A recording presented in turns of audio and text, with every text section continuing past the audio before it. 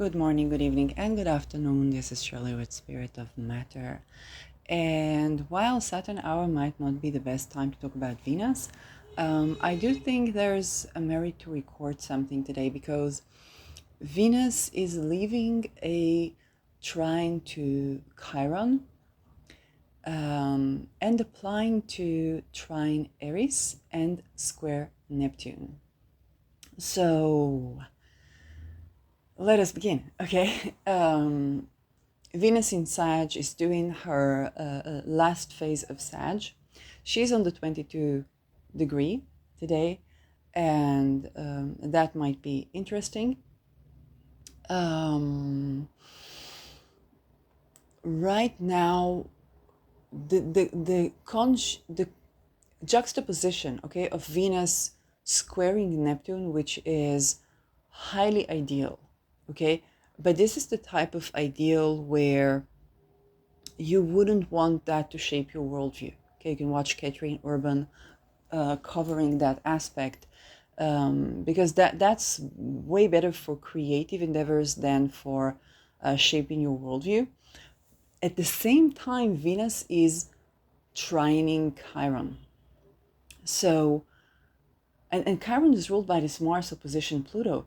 So there is this heightened perception when it comes to the Chiron wound, when it comes to the eris part in your chart, when it comes to finances, when it comes to real estate, when it comes to deep resources, when it comes to underground resources, underground waters. So that, or even your identity, your innovation, that is where, even though Venus is applying to Neptune, she is trining Chiron, okay? So she has the ability to bring a lot of healing to the wound we have around our identity and our ability to make it on our own when it comes to that. So how do you deal with that when Venus is both squaring Neptune, but definitely aligned with Chiron? And both of them are associated with your worldview, okay? So both of them are relevant to your worldview. So there might be ideation, there might be a certain sort, you know what, it's kind of like there might be a certain sort of ideation through which you tell your truth, and that truth cuts dividends, okay? For example, if I take a look at the videos I've done about Trump and Musk, okay, that might be highly ideating the fact that they would go to abolish the way sexpionage is done and abolish rape and child trafficking. But that would still be the right course for them, by all means necessary, okay? And that's the Venus Chiron, okay? Venus understands that would be the right course. She might be ideating whether the other party would take that decision. But remember that Mars is trining Neptune. And so this is a situation where you might view a person or view the opponent as you might view someone in the beginning of like, hey, they could save the day, but at the end of the day, you don't need them to save the day because you just saved the day by making your moves that were based on a perception you're going to be met with something or whatnot. But then the fact that you made your move has already saved the day. Okay, the fact that you made your move has already saved the day. And I'm trying to think about a concrete example to give to you.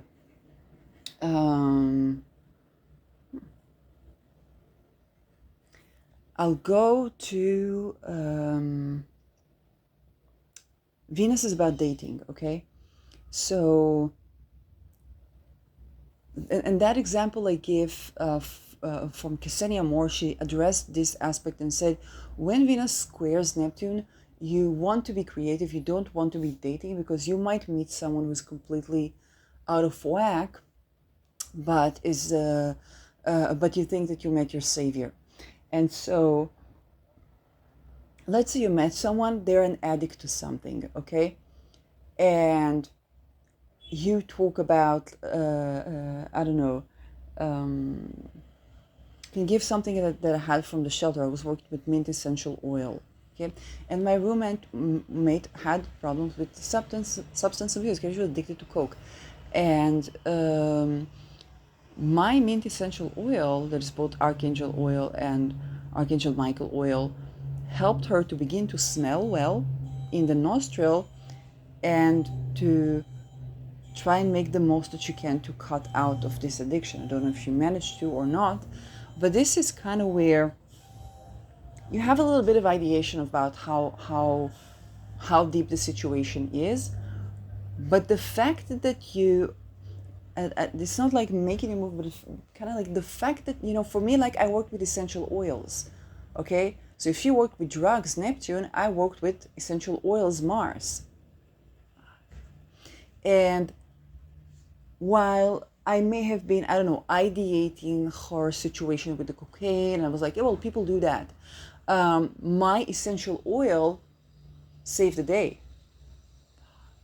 It didn't cut her off the addiction, but it definitely repaired her sense of scent, awareness, and ability to fight for herself.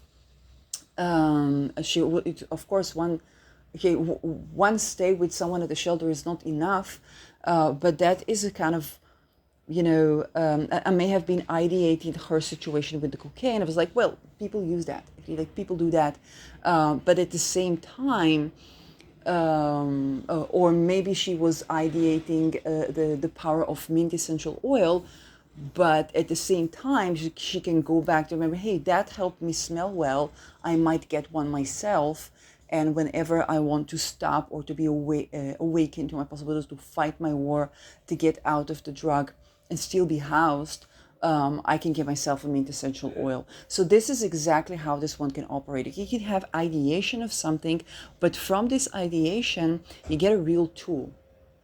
Okay? So the ideation is real, but the fact that you act on the ideation, even when that crisis, okay, when the mirage falls apart, you still save the day, because Venus is trining Chiron. That Chiron is ruled by Mars, who takes a complete opposite to Pluto, but trines Neptune. And Venus is in good relation with that Mars through the trine to Chiron, which Mars rules, and then the trine to Eris. Okay? And Eris, it can express itself, and Venus will be exactly squaring Neptune as she is still in the thrones of being trining to Eris. And this is something we really want to remember, because you think about the veil of ignorance. And through the veil of ignorance, I've been dealing with that a lot with tending to expendable children, because all the politicians are the expendable children. They have to torture and rape people, and they still have to do it when they're in the job, okay? So there's just a lot of veil of ignorance being put on the entire thing, whether it's what industry they come from, what field, what origins, what culture, what are their values, okay? Because people, they did not grow up in certain settings. They have less ability to do virtue signaling. If I think about Handsome Edna, who asked, why did my wife, and he calls her like a bitch or a whore, denied me sex while he was saving her from being tortured by MK Ultra and smuggling her outside of the country so she's not tortured anymore. Okay, so I could judge him for being like sexist, big chauvinist in other terms, because he was born in 1948, or I could just like, hey, that guy saved her from something way, way worse than what the virtue signalers are doing. And I think this is a very good example where, like, you don't want to over-ideate someone, or you might ideate someone, or even ideate a whistleblower, okay? And you're like, hey, that whistleblower still needs to be in contact with so-and-so and so, or that whistleblower is still dealing with that, or, I'm also like dealing with faith crisis, or where is this going, or what step should you make. Okay, we all are liable to make mistakes in these situations, but under the veil of ignorance, okay, you can really make good moves when it comes to including particularly the relations between the feminine and masculine. This included, okay. For example, I had a trans woman who's working against Masonic oppression, and she writes on her Facebook, okay, reptilian common women should not, I don't know, address harass trans women and blah blah blah blah. And I was like, reptilian is something that's used for two gender hermaphrodites. That's, which is one of the most cruel ways to produce children ever. And that's got nothing to do with the women that harass you. They're not the common woman. Okay? The common woman doesn't give a fuck. Okay, she just goes about her day. Okay, he doesn't know if you're a man or a woman, maybe, but if she does, it's kind of like. I didn't know that you're a trans woman, for example. Okay, but those that do, they're not women in the common sense. It's like, you know what I mean. So there's that's the agenda thinking. They're assigned to harass you, okay? But that's the thingy. And this is another place where you put the veil of ignorance, and you say, well, that's not what reptilian is used for. And in general, I think the word reptilian, it's good to address DNA origins, but it's also good to remember that you can grow a K9 into a lovely dog. You can grow a Rottweiler into a lovely dog, and you need to know the nature, but you need to know how to work with that nature. But just saying reptilian doesn't rid people of the place where they've been not inclusive. And the fact that, like, if you know that this is an incest cult of inbred people that go through torture, and you are not Trudy Verstegen, what her children is dealing with, I don't know how many assassins. Like, if you're not Hans Samedma or Trudy Verstegen, you're just living about your day and you heard this word reptilian. I'm not talking about that woman. I'm talking like the common people. It's like guys, you are the people who allowed people to be doped up in psychiatric mumbo jumbo and hunted them until they're dead, and then say that they didn't accept help. Like, get a grip, okay? Hermaphrodites is the most horrid way probably to produce children, and they go through torture like all the way through. And this is a good time for where you could have an ideation of what is the situation, or what you're bringing up in a person, or how they're feeling, or I don't know. But at the same time, you could be very inclusive, okay, on another level. And that inclusivity kind of saves the day through this Mars that does trine Neptune. So, for example,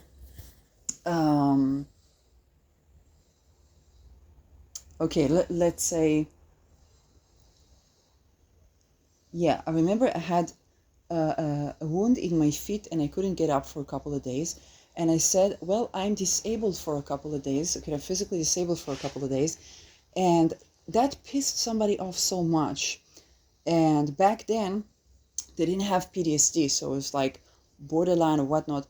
And she said, how would you feel if I said I'm borderline for a couple of days? And I was like, good. I feel like, hey, you acknowledge that phase you have. Okay, so that was not falling on me as like I did something wrong. I understood I hurt her feelings, but it was not falling on me as like I did something wrong, to acknowledge her, to not acknowledge her disability and the struggle she has, because she's struggling with stigma every day, struggling to be acknowledged every day. But that would be like, hey, that would I think that would be like a bridge for like, hey, so you understand a little bit. We might not big time, but we might understand a little bit about what it's like to be dealing with being so isolated that your internal world doesn't bridge off with anybody else's. Um, so that can create like a bridge. But that was a situation where, like, essentially she was not supportive of me. She was just like, hey, don't say that. So you could bring something up in a person, but essentially the action that you take is not to isolate them, but actually to include them. Another way I can think of, when I went to the gemeente in Amsterdam, and the lady there just sent me to the immigration, and I thought I'm disincluded, or just because I don't know what. And no, she basically didn't have time for anybody. She was like, just go to the immigration. She just wanted to, okay. But she was actually sending me to the place where I could get acknowledged. Because if I would show my other passport, maybe I would get housing before showing my Dutch passport. Naively, I showed my Dutch passport, and the guy said, "What are you doing in the immigration?" I don't, and he didn't understand as well, because he didn't know, he didn't get that. You wouldn't expect that. So for me, it was the other way around. But you already watched my 22 episode about my housing, so. I would need a safety house in Netherlands. Let's just put it that way. But the thing is,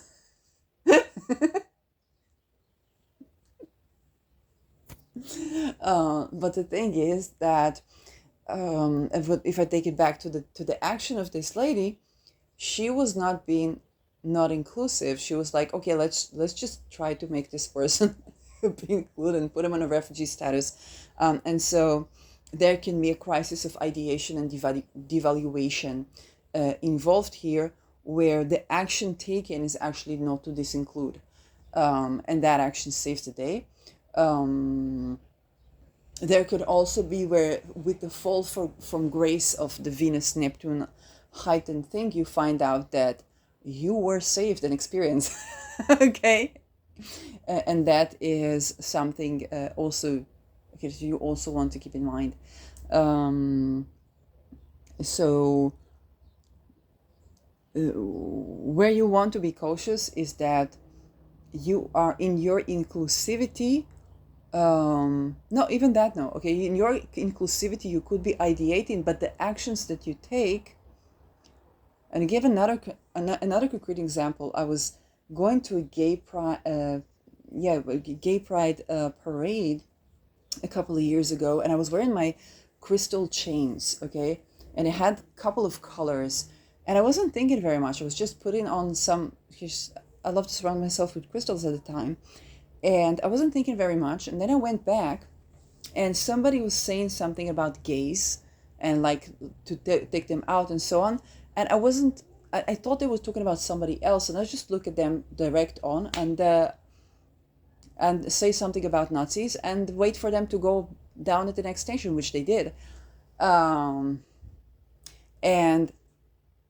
the person behind me, when we talked about it later, and I was trying to defend the person in front of me that was gay, and what I didn't understand is that woman was referring to me because my necklaces were at the color of the gay parade.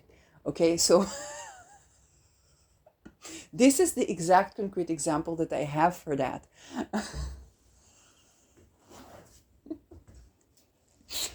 So this is how the veil of ignorance, while it has its limitations, can serve you very, very well. Okay, you take the right action. You're very likely to take the right action when it comes to the marginalized.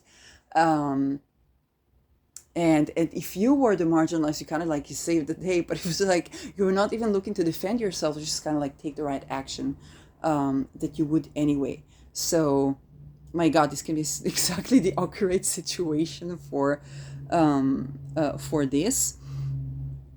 So, what more do I have to say about this Venus? Moving on from the trine to Chiron to the trine to Eris and ruled by Mars. The action that you take is highly confrontational. I think you might. That could work in your favor, because you might find that your action has been more confrontational than you actually meant it to be. Okay, for example, when I was writing Sugar-Free Lemonade, I had this memory. Okay, I did not know anything about like the programming or anything like that. And like I wasn't in the army, so I was saved from that. And then when I was like in academia, and someone was trying to like, do mind control, I was just looking at it and thinking to myself, like, there's something so funny about this. I'm not the only one. Okay, Me Too veterans have this like, that it's very funny when they try to do that, because they act funny. They act funny on purpose to create gaslighting, but it's just like, it's funny. There's nothing reasonable about sexual boundary violation. Okay, it's all really funny and really absurd, and it gets them to be depleted. So it was just funny. And then in the satire, I was doing a satire about programming and kind of like this robotic action, but I also kind of noticed this kind of like a trauma response. And then I realized, oh, that's how they basically torture the children, and then they have this as trauma response. But I was like, yeah, they create this separate personalities where someone is like, the trauma response would trigger a personality that would do so and so, that would try to control people, and I actually addressed that. But the initial reaction was like, this is so funny.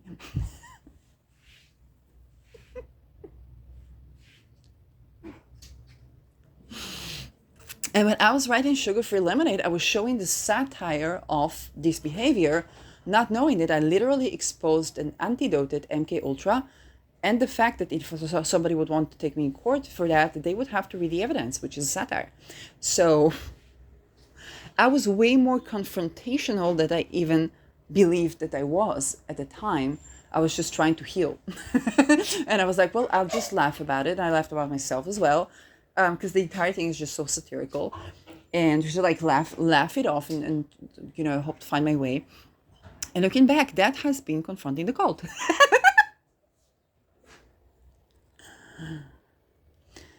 So this is where you can take a courageous step.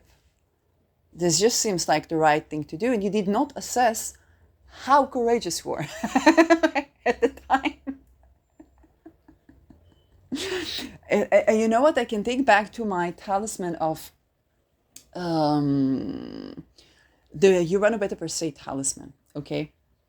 When I had some Ronald Bernard energies. And so I think back to this talisman, and I basically asked for Better Per Se to abolish the child trafficking and expendable children. Now, I didn't know that the monasteries that they sacrifice the children to underneath the ground, they sacrifice it also to the snake goddess. And I hear Bernard going like, for the children, and it seems like a bit like, what, for the children? Like, that's the thing. And somebody didn't tell me anything telepathically or anything like that. But then I would later get it from another source that's kind of like, watch that video, and that video was like, You Run a Better Per Se. And I was like, I had no idea. And then I was like, well, couldn't you, Algol, tell me that those words, like, well, when I imagine you turn to someone and you ask them, how do we abolish child sacrifice and human sacrifice? And you're completely naive, and that person is like, that's the person to whom they sacrifice those things. Okay? And they don't want to tell you that, but it's like, is humanity ready to stop that dumb fuckery? And I'm like, well, let's let's do something, because hibiscus would be suffice, okay? So you could be having such a moment. I've had numerous moments like that, but the fact that you've taken action, it's like, you kind of like, you address the problem.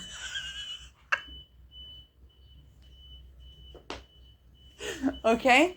And I basically turned to the snake goddess. I'm like, hey, let's stop this, and then use that to abolish this practice.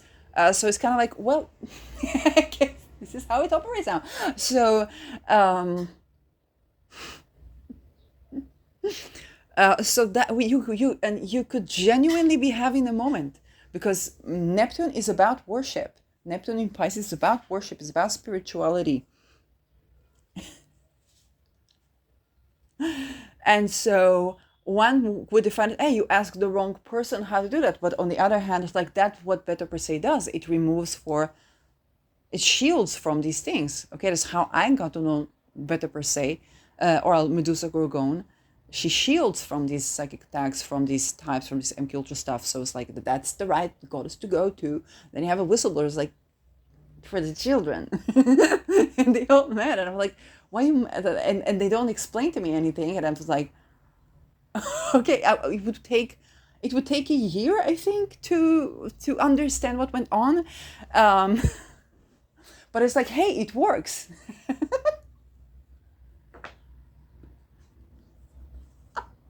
It works. So that's the type of actions that you're expected to take on that level, and you would be surprised how courageous that was, but it's gonna be successful. That's the thing, because Mars is with Neptune.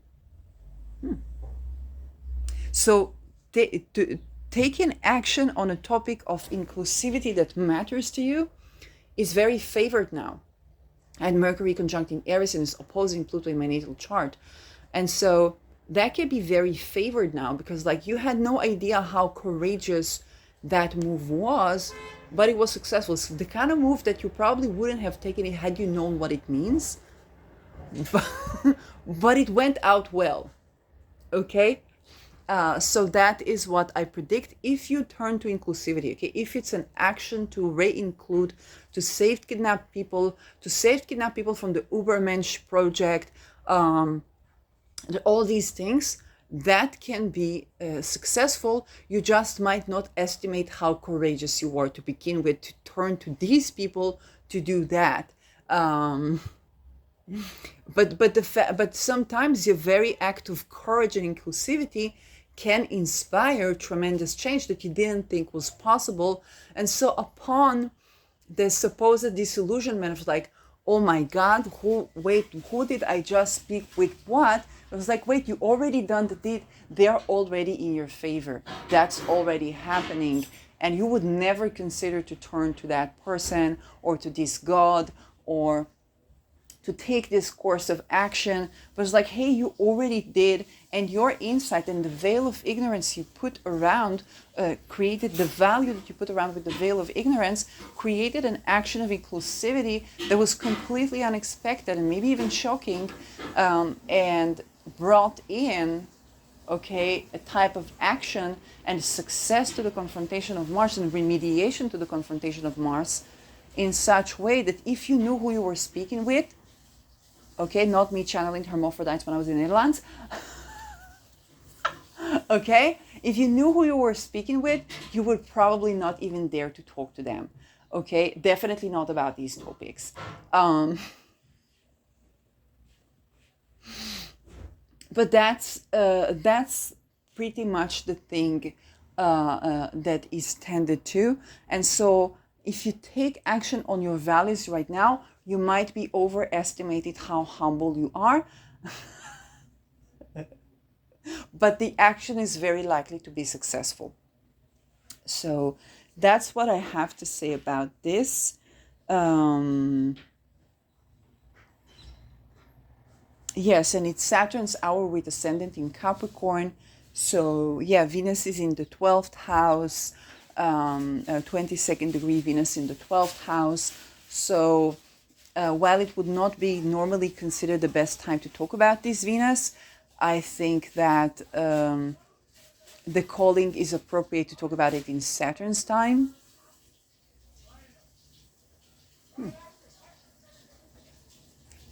And I'm trying to understand why. Oh, because we're talking about the Ubermensch, Aries, and abolishing satanic ritual abuse, for which we apply to Saturn. Okay? And perhaps the Deneb Algedi. But even Deneb Algedi is the wormwood goat that they would also create human ritual sacrifice around, as they did on 7th of October. Okay, but when we turn to that algorithm, it's like, hey, protect us from this, shield us from that, we get the results. Like, you don't need to have human sacrifices. It's fair. Like, isn't that lovely that you don't need to have human sacrifice and to torture and mutilate babies? Like, isn't that lovely that you can get these results? Oh yeah, I remember one move I was making. Okay, I'm not going to talk about it yet, but that's almost like that's a pattern that hasn't been tried in 9 millennia. So, yeah.